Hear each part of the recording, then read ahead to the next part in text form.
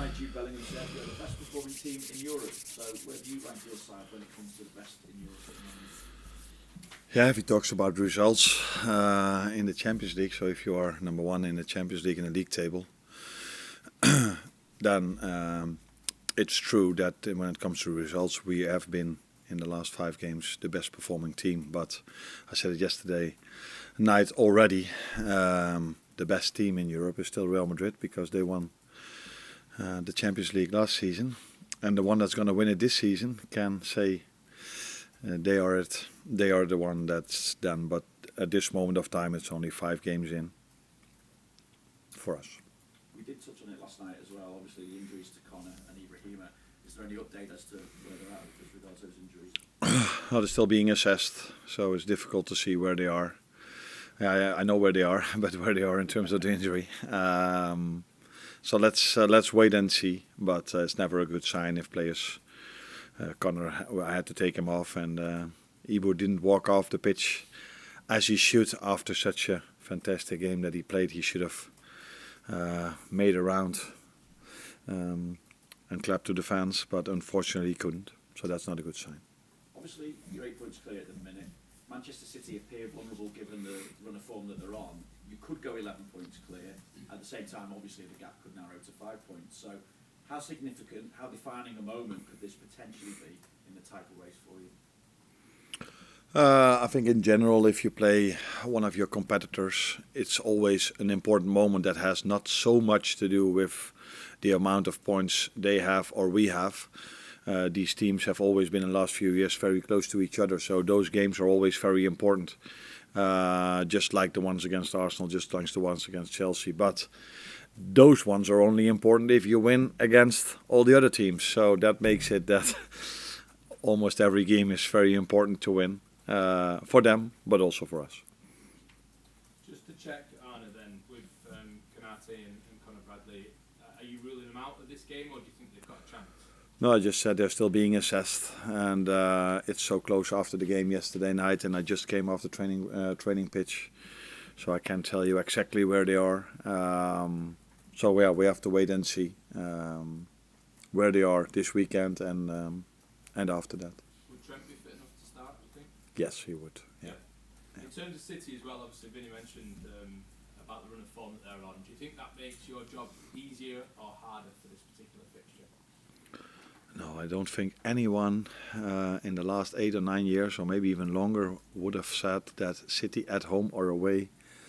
The word easy never comes up to my mind if I think about City. And okay. Still, they're easy inside, easier. So no, not at all. And I know everybody's looking at their results, and I've seen them as well. But if you face them, and that's what we do, you analyze it, and then I've seen, so for example, against Brighton, they were 1-0 up, could have scored 2 or 3-0, didn't, and then got beaten 2-1. Against Tottenham, they could have been, after 20 minutes, 2 or 3 goals up, weren't. And against Feyenoord, that has not happened many times. They were 3-0 up, completely dominated the game, and then all of a sudden, in the end, it was 3-3. So they are still a very, very, very good team. And one of the reasons why I think Pep Guardiola is the best manager in the world, or one of the best managers in the world, I think the best though, is that he always comes up with solutions for his problems. So, and his problem now might be that Rodri is out. But we all know, at least I think, that he will come up with a problem that their run of form will go again. Hopefully after Sunday. Hi, Arne. It looked last night like the players were pretty pumped by the atmosphere in the first half, and that came along with 3 yellow cards. And there was a moment actually where Curtis Jones signalled to his teammates to maybe keep their heads.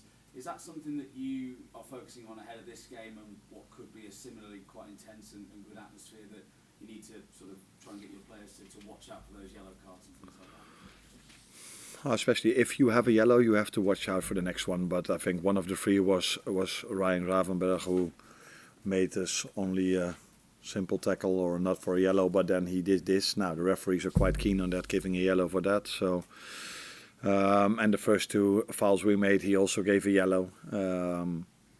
I think these games you have to be on top of your game in every aspect, so you have to play fair and good duels, and sometimes that can lead to a yellow card, but then if you have received one, you have to be smart, and that's what I saw with Ryan, that's what I saw with Darwin as well, because the one Darwin conceded was also in the set piece, and they were just struggling a bit, and the referee found it necessary to give yellow cards. So we have to be on top of our game. We have to be aggressive, but always in a good way. But maybe Curtis meant, I don't know, we have to ask him, is not only without the ball, but also with the ball, be a bit more calm and use your head a bit more. Because that's what we did the second half even better than the first half, which led to 2 goals. I know we've spoken about injuries, and in previous games, I know it's been brought up with you about injuries of the opposition and players that they might be missing. Do you feel that your injuries have been a bit underplayed so far this season, given that you seem to have overcome them very well? I think in general people only talk about injuries if the results are not there. So it's a good thing that nobody talked about our injuries. That means that we got our results in. But the moment you start to lose, it's about kick-off time on a Saturday afternoon, or it's about injuries, or we always come up with certain ideas why, especially the media, why we didn't win. But 9 out of 10 times it's about the quality of the players from the other team or their game plan. But we do have some very important players for us being injured. But if the replacements do so well, it's normal that people don't talk about it that much. But yeah, it is true that missing Alisson, which has been a starter for this club and been so important for this club so long, missing Diogo Jota, missing Trent in the last 2 games, those are players that have had impact a lot on the results in recent years. But it's a good thing that we don't talk about it, I think. I just wanted to ask, obviously you said that you want to restore Alisson once he's fitted. What's Kelleher's future at this club, given how he's performed? Are you confident that he will be happy to revert to being number 2, or do you expect him to want to move on? I'm expecting every player that he wants to be the number 1, so not only in the goalkeeper position, in every position. And it's always up to the player if he can accept his role. But at this moment, Queef has accepted his role from the start of the season till now in a great manner. When he didn't play, but also when he did play. So it's far too early to talk about what can happen next season. I want every player that they want to play every game. Would be completely wrong if he would have come over to me and said, I like it that I'm on the bench today. So that's completely normal with him and all the others. And but then it's always about the attitude if you don't play, and that has been outstanding.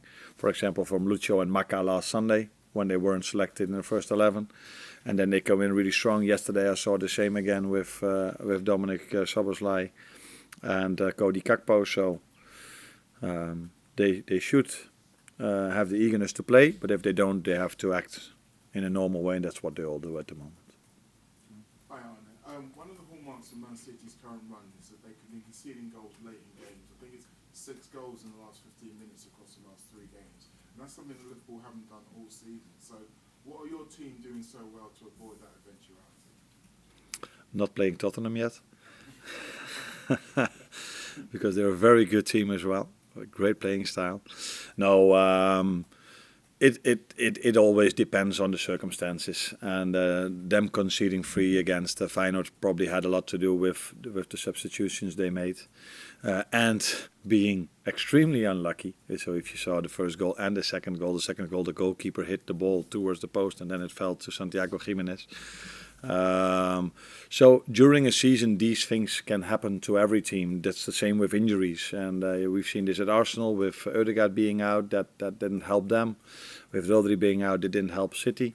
So I'm hoping we are not facing those same problems. But if it does, then we have to make sure it doesn't hurt us that much. But it's always difficult for every manager everywhere around the world if one of your star players is injured.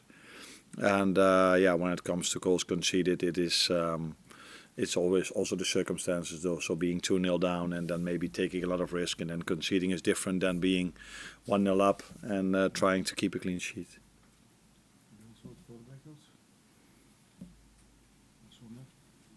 Arne, Man City have been struggling in recent weeks under leaking goals. Do you expect to change the Guardiola system to combat the loss of defensive players like Rodri? That's what I just said. I wouldn't be surprised if he comes up with another brilliant idea. So I think he was the one who started playing the inverted winger, fullback. Then he was the one that started to play the centre back as a number 6. So I don't think it's a surprise for anyone if he again comes up with something no one has ever thought about before, to make his team even stronger. And that's probably one of the reasons why he inspired so many managers around the world with all these. When he came up with it, we all thought it was crazy. Then he did it, and then we all thought, okay, let's try to do the same because it's a brilliant idea.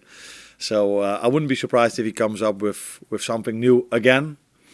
But yeah, let's wait and see, because many things have been done in football now. But yeah, he is. If there's anyone in this managerial world that can come up with something new, it's definitely him.